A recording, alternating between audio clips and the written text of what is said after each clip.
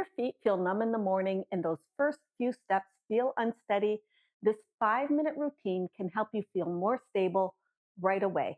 Hi, I'm Kathy. I'm a licensed physical therapist, and today we're going to work on getting your feet moving, improving your balance, and building a little strength. Three essentials for managing peripheral neuropathy symptoms.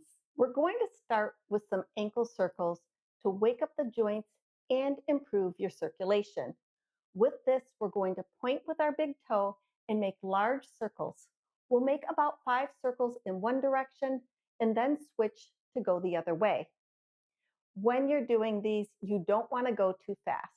Just take your time. We'll do both sides.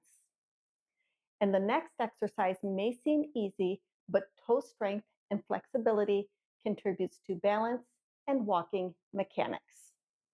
So next, we're going to curl our toes, then splay them out wide. We'll repeat this 10 times. Strengthening these tiny muscles help keep you balanced. If this feels impossible, don't worry. It's about the attempt to move that helps your brain reconnect with those muscles. I also have a towel scrunch version of this linked below for later, but for now, just focus on that squeeze. People tell me all of the time that they have a hard time moving their toes in the morning. This can help reduce that numb, hard to move feeling. Let's move into a gentle stretch of the calf muscles. If your sensation isn't great, wearing supportive shoes can help protect your feet with these standing exercises. We'll hold the chair and put one leg back. Make sure you keep your feet lined up straight with the chair. Sometimes the heel likes to go out to the side. We'll make sure that doesn't happen so that we get a good stretch in the back of your leg. We've got the front knee bent so that we feel a comfortable stretch as we press the back heel into the floor. We'll hold that stretch for 20 to 30 seconds. Stretching the calf opens up the ankle mobility so that you can lift your foot better when you're walking. You want to make sure you don't bounce with these because that can cause an injury. Let's switch back to the other side. While you're holding this, do you feel it more on one side than the other? That's a very common thing. While peripheral neuropathy can be caused by many different things, symptoms typically include numbness, burning pain, or sensitivity. If symptoms significantly worsen while you're exercising, you'll want to stop and assess. While these exercises may be helpful, you need to check with your own healthcare provider to make sure that the cause of your neuropathy is being addressed and to see if this program is right for you. And now that your feet are waking up, let's challenge your balance in a safe way. This next move is where most people realize their balance isn't where it needs to be. You'll want to stand with your feet about hip distance apart.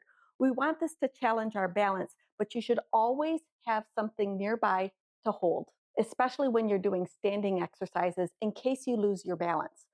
For this, we'll lift our heels, shifting our weight forward, and then rock back, lifting our toes.